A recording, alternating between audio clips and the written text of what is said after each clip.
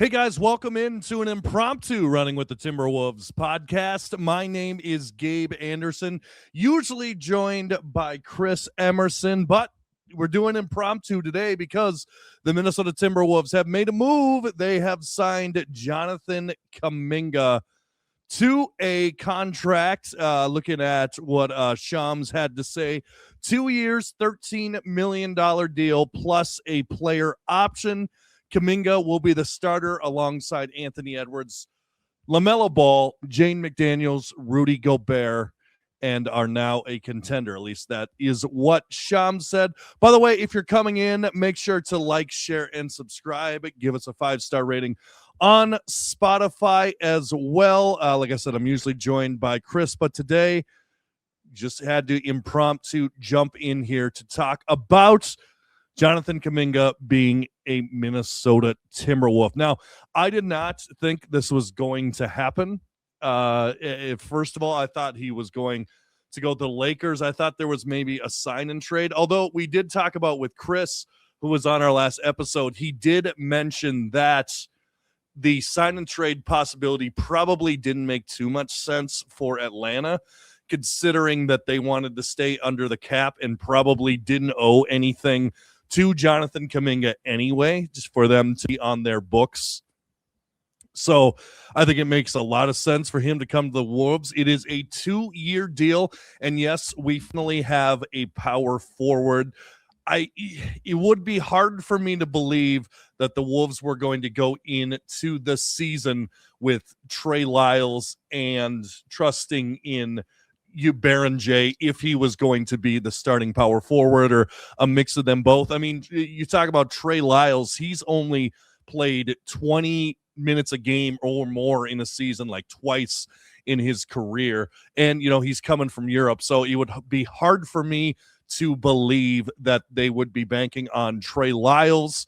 Obviously, they were in the LeBron conversations. Who knows how much they were actually in it or how much intentionality there was actually in for LeBron coming here, but I guess they pivoted. I've seen a lot of reports that Kuminga is putting himself in the best situation for going forward. Like, he still wants that big contract. He still believes that he has the opportunity to be a scorer in this league, to be a major contributor in this league. And, he showed it. He's shown it at times. Like, remember against the Wolves in the playoffs. Now, I know that they didn't have Curry for most of that playoff run, and Jimmy Butler was afraid to shoot for some reason. But, I mean, Kuminga in that playoff series against the Wolves was Golden State's best player. I mean, he put up like 20 points a game, put up, 54% shooting. I think it was 41% from the field in that playoffs. I mean, if they don't have Kuminga against us, they may win game 5, but we might win those games by 20 or 30 because literally they had nothing else. But I got to say, I love this signing for the Timberwolves. Now, they say that Jonathan Kuminga is a power forward, and he is, but he is kind of an undersized power forward. He is, I believe, 6'4". Sorry, I got a little bit on my face here. Got to clear it out. I believe, no, not 6'4". Sorry, don't go with that. 6'7". He is 6'7", and a little undersized. But I have been watching a little tape on him. He can post up on guys. Like, he can get to the basket. Like, almost 50 to 60% of his shots are at the basket, and he shoots about 60% at the rim. I think where he's going to come in the most clutch is basically when, like LaMelo takes a game off, or, they're sitting on a back-to-back, and maybe Io's out, and they need that scorer next to Anthony Edwards. I think that's where Jonathan Kuminga comes in really, really well. By the way, I want to hear your comments. Comment below what you think. Are you happy that we brought in Kuminga? Did you want someone else? I can't imagine who else we could have brought in. I mean, I heard before he got signed, Gorgeous Niang, which, I mean, that doesn't really move the needle for me. There were a couple other guys out there. Did you want Kevin Love? Let me know. Did you actually want Kevin Love instead of Jonathan Kuminga? I would highly disagree with you although the stretching the floor is probably a plus for Kevin Love. Jonathan Kuminga shot 34% from three last year. He's really not good from the corners, although from the power forward position, I wouldn't expect him to get too many looks from the corner. I think he only shot like 29% from the corners last year. Don't get me wrong. This is not a guy who's going to stretch the floor necessarily, but I do think it's a good move because not only did the Wolves need a power forward. I mean, we were talking about maybe Jaden playing at the 4 position.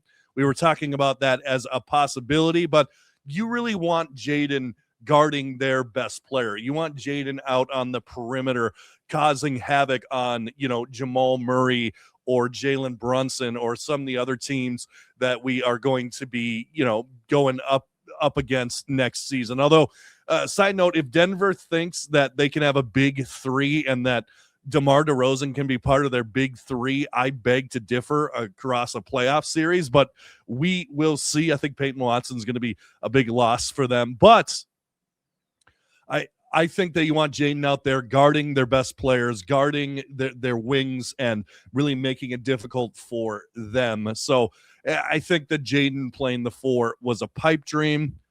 All right, we got a comment here from Godfrey Chamberlain. So Wolves front court is Gobert, Kuminga, and McDaniels. Sounds like 0 points. I disagree with that, and here's why. Because actually, thank you for the comment, by the way, Godfrey. I appreciate you watching and chiming in. I really think that's, and we talked about this, by the way, you can check it out on the podcast, but we talked about how Rudy Gobert is actually very excited about playing in a system where there isn't a big next to him, not necessarily a big, but like, a 7-foot big kind of clogging up the lane. Now, Cat could, stretch the floor. So that was definitely a positive for him. He's got nods by him as well.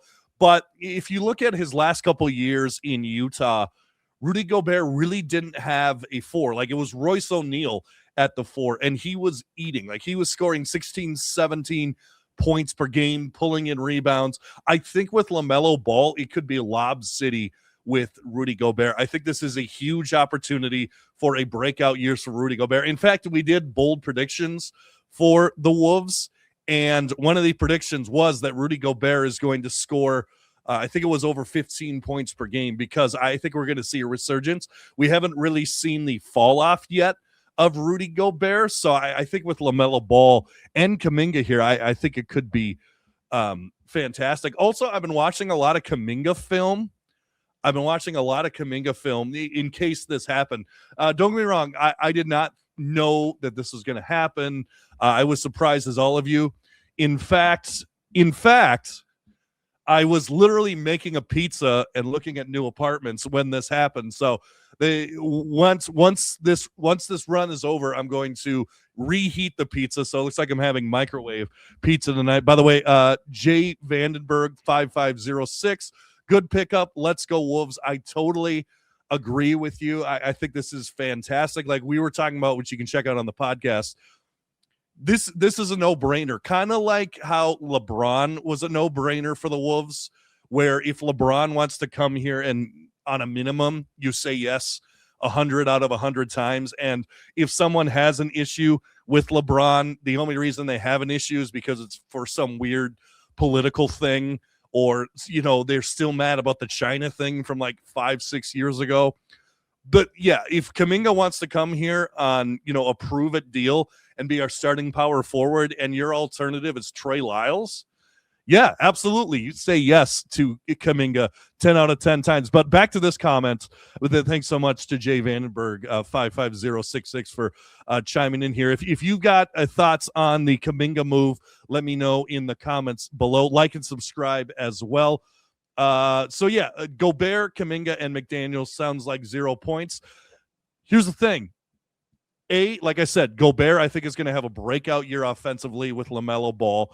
Kuminga can score. Like we were talking about it on the podcast. Chris brought up that Kuminga has had 7 20-point games last season, and I know it doesn't sound that like that many, but remember there was kind of a standoff between the two. He didn't play too many games last year, but he's a 20-point game waiting to happen. Now, is his usage, I almost wonder if there's going to be too much attacking from Kuminga. Like, is it going to take away from LaMelo and Ant? I don't think so, but I think there is a possibility for some games for that to take away. And then Jaden just had his best offensive year of his entire career. Like, Jaden, I think, will eat with this. And another thing that you don't really think about when it comes to Kuminga, as I was watching some of the highlights, he's actually a pretty good passer. When it comes to like back cuts, particularly if Jaden can like back cut, which he likes to do, he's going to get a ton of dunks with Kuminga at the power forward. And it's going to be weird. Our small forward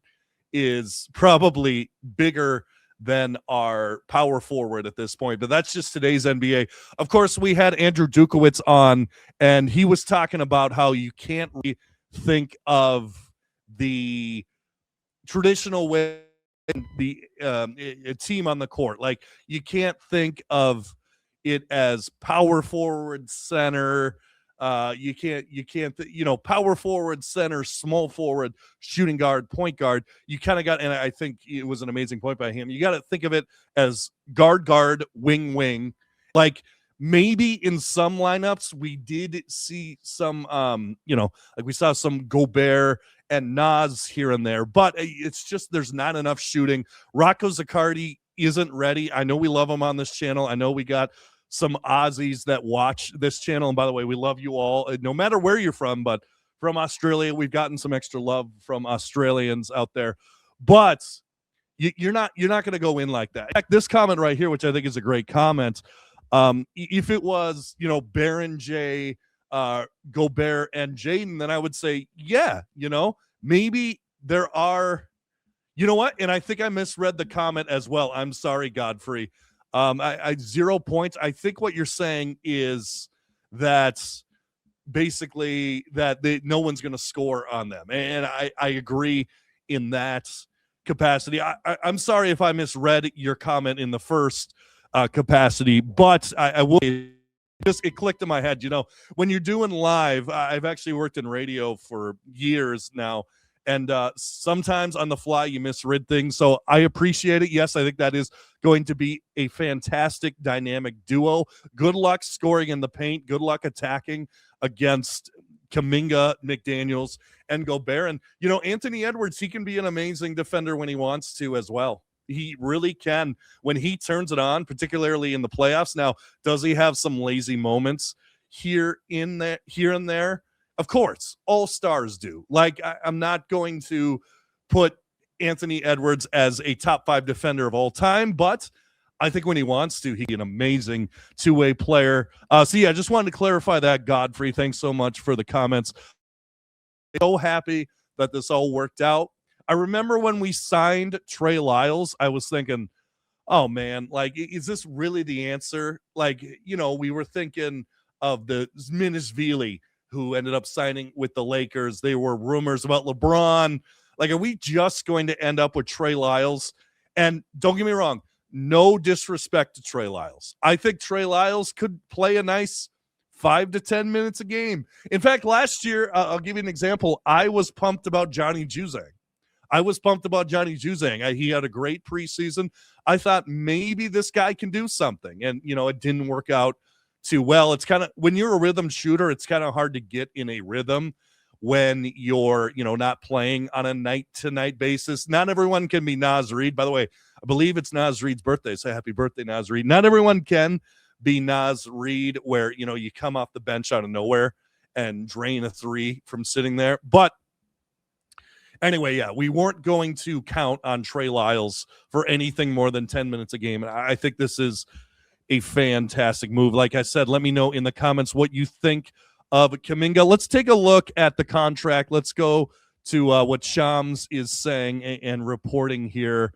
Let's take a look some of the tweets here. So, like I said, if you're just tuning in, Kuminga has agreed to a 2-year, $13 million deal with the Timberwolves, plus a player option. Agent Aaron Turner tells whatever. All right. So Sham says Kuminga chose the Timberwolves over offers from the Lakers, Bulls, and Trailblazers, bypassing a similar starting role at a 12 mil plus annual over 3 years in LA to land in Minnesota for a shorter term deal and an ability to have more control over his future. And then he also said in the last month, the Timberwolves persistently recruited Kuminga, offering their best financial tool in the taxpayer mid-level exception, plus a large on-court opportunity.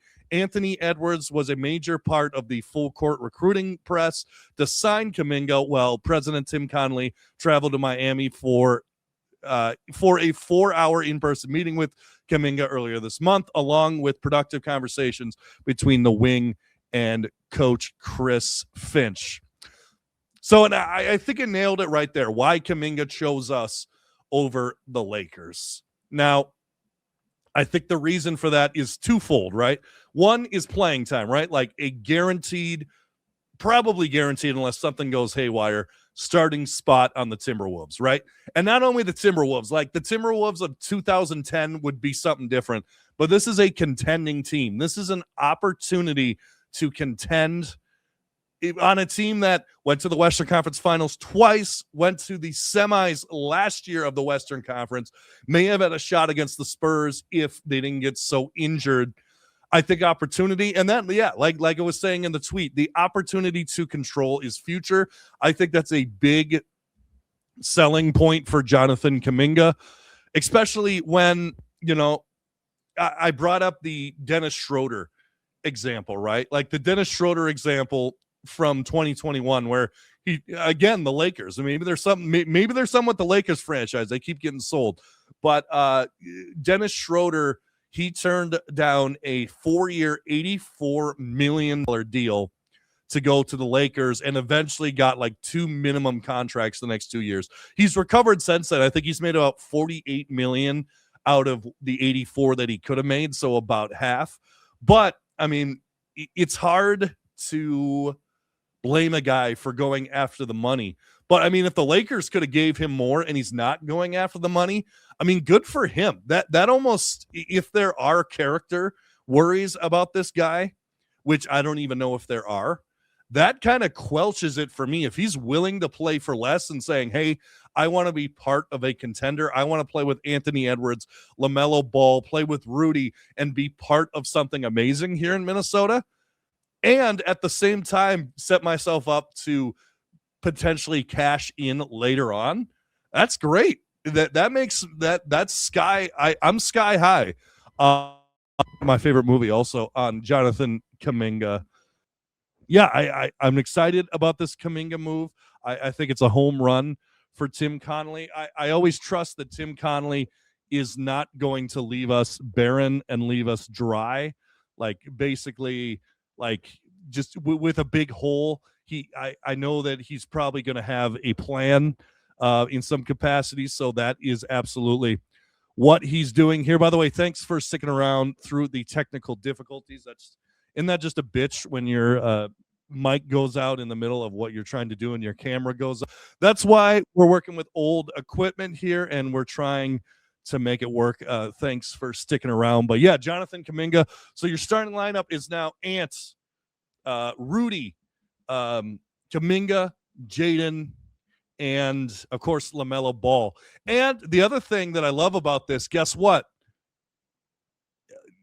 Chris in the last episode said that Ayo Dosunmu was going to be sixth man of the year. Well, that just makes that extremely more likely.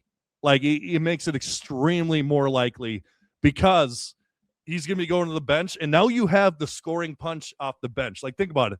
I know we don't have Dante DiVincenzo this year, but you got Ayo Dosunmu coming off the bench, potential sixth man of the year. Then you got Terrence Shannon Jr., who Chris Finch has said time and time again that they finally learned how to use him right.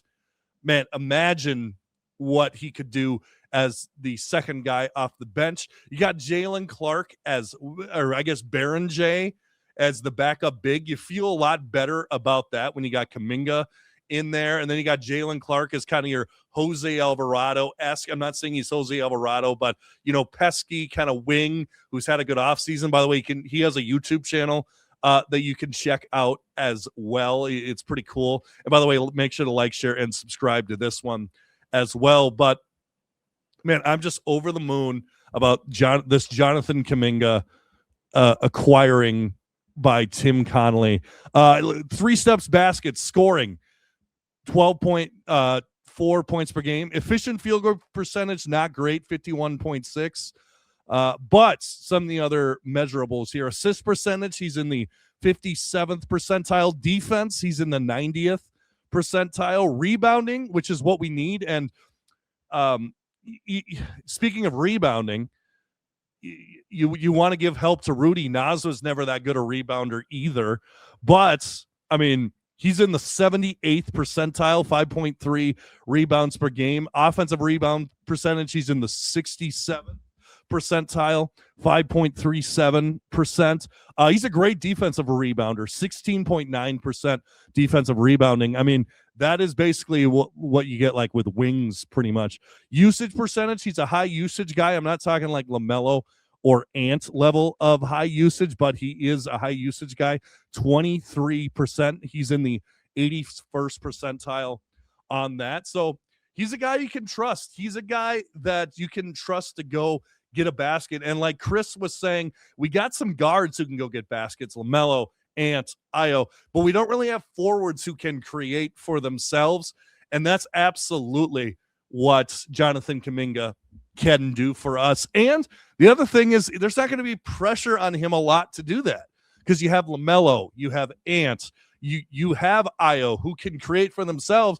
So he can just eat off cuts or eat when they need him. It's not going to be a Julius, and I'm a bigger Julius Randle defender than some, particularly Chris as well. But there's not going to be too many times where you give the ball to Julius and he has to create for the team. Like you don't need him to be the quarterback of the team from a back down and a bullet pass for a 3. That you're not going to need that. You can just give Kuminga the ball and go get a bucket. Like now, the only issue I could see coming of this is, does he get too shot happy? Is his usage too high with Ant and LaMelo where you got to steer him back? But honestly, I would rather have someone that you need to like pull back the reins a little bit and talk to, because it's a long regular season, like it's 82 games. The playoffs, we're not even in the preseason yet. We're not even to like the random game against the Chinese team that the Wolves always play. In fact, one year I saw them play Israel. That was actually kind of interesting. But Dwayne Bacon was on that team. Anyway, where was I going with that? I was going somewhere. I'm just so excited for LaMelo Ball and Anthony Edwards and now Kuminga. It seems like guys want to play here now. Like it seems like we're kind of a destination for free agents. Now, it can't be like an LA destination where in some capacity, where before the salary cap was where it was, where, you could just go wherever you wanted and sign wherever you wanted, and salary cap and penalties be damned. But I think within the salary cap structure, kind of evening it out and apron penalties, I think I don't. Here's what I'm saying. I don't think a couple of years ago we could have gotten a guy like Kuminga to come to this team, because I don't think there would be any reason for him to come on this team on a minimum. We're starting to.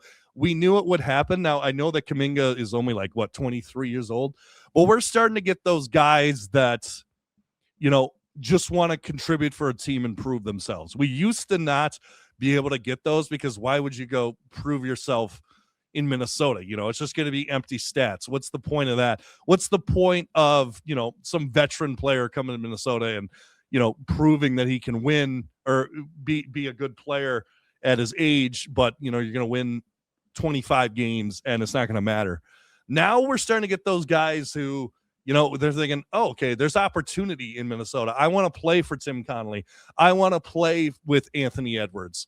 And really, it all comes down to Anthony Edwards at the end of the day, because man, I know I say this all the time on the podcast. If we don't draft Anthony Edwards 1, none of this happens. Kuminga's not on the team. LaMelo's not on the team. We're probably a middling team, probably still with Karl Anthony Towns as our best player, and we're just middling away. That's probably what happens. I can't guarantee that, but I would say that probably is what happens if we don't draft Anthony Edwards. But yeah, I think Kuminga, like I said, good passer, decent shooter, at least at the rim. You do love someone who can get to the rim, and he's not going to be.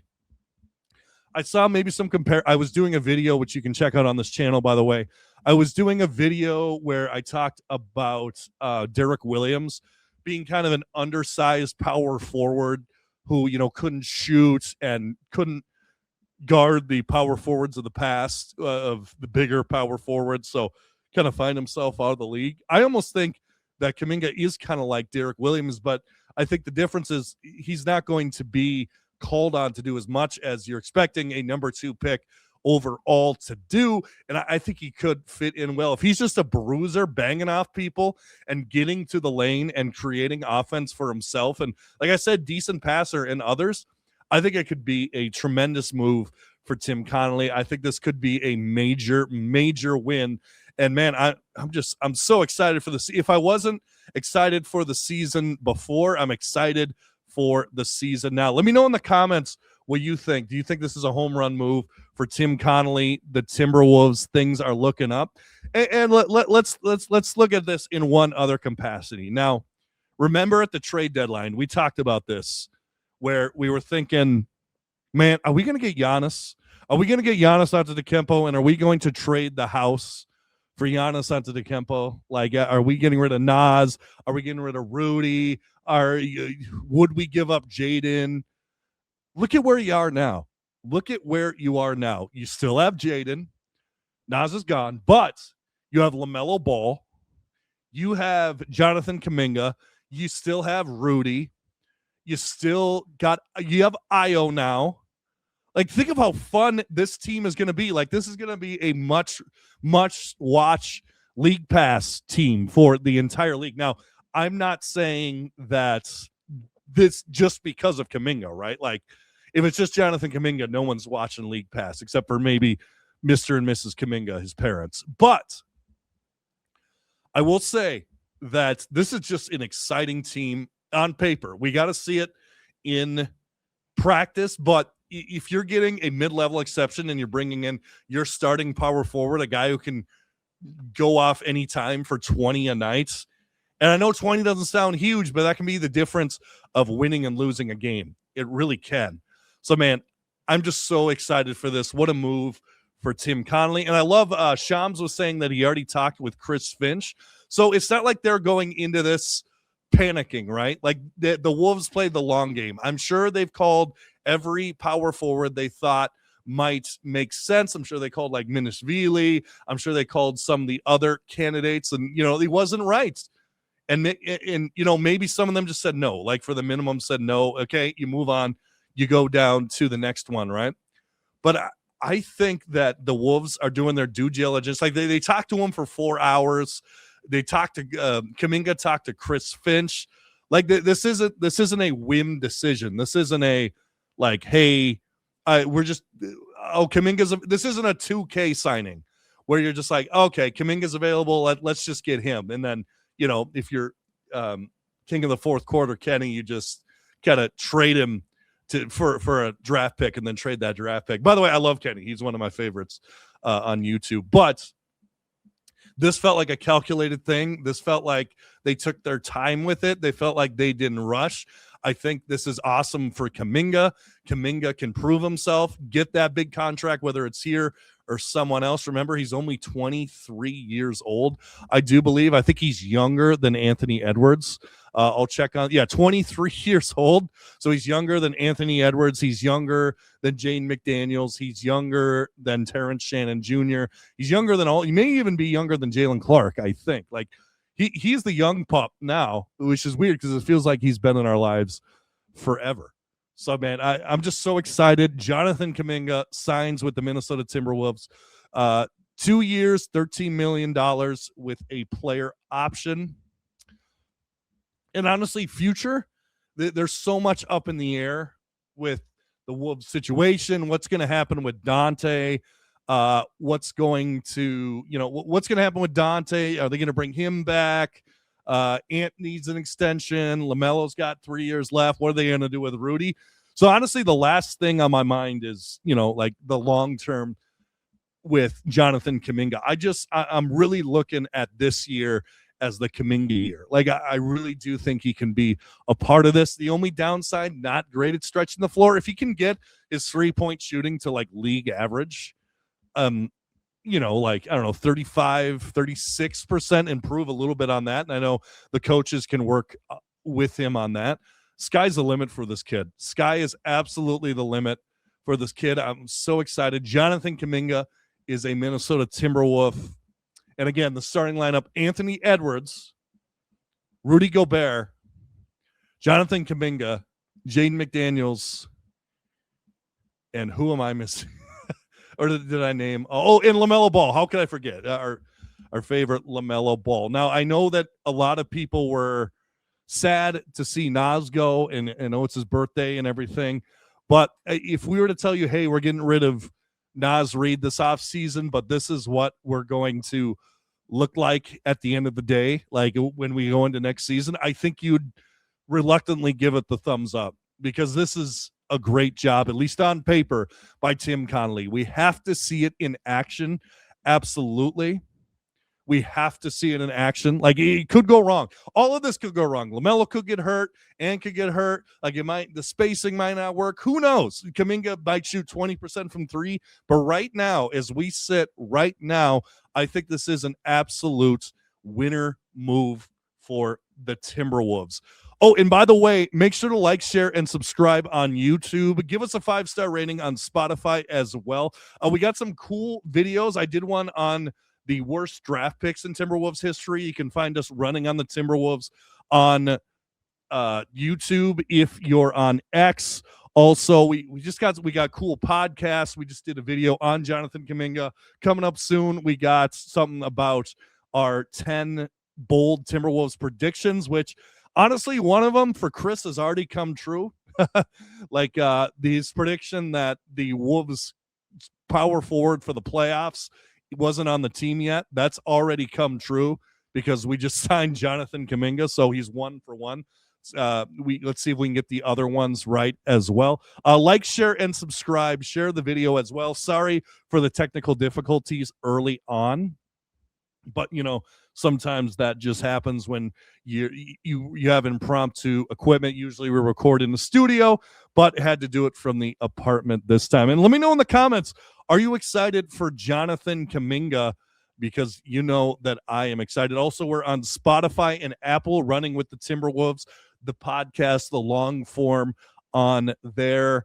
And yeah, man, it's a great time to be a Minnesota Timberwolves fan. I know that Chris always says that he's most excited for this season more than any other season because he's been a limit. In fact, Chris was talking, that's my co-host on the right. Chris has been talking about not Jonathan Kuminga, but LaMelo Ball, like, for months. Like, he said on the podcast before we signed him that we should, or traded for him, we should go get LaMelo Ball, and that's exactly what we did. We're getting players, man. We are getting players, and I'm so excited for this season. Let me know in the comments as well how excited you are for this season. Now, I know I said that when we dumped Julius Randle for nothing, it appeared to be nothing. I said, man, you're going to raise season ticket prices by 30% and then pull this stuff. I look pretty dumb now. Boy, do I look pretty dumb, because just a great move by Tim Connelly. More chess pieces being moved, more moves being made by Tim. And this is fantastic. I'm so happy that the Wolves have signed Jonathan Kuminga. I don't really know what else to say. I've been talking for about 40 minutes. But like I said, check us out on YouTube. Give us a 5-star rating on Spotify or Apple. And as always, go Wolves.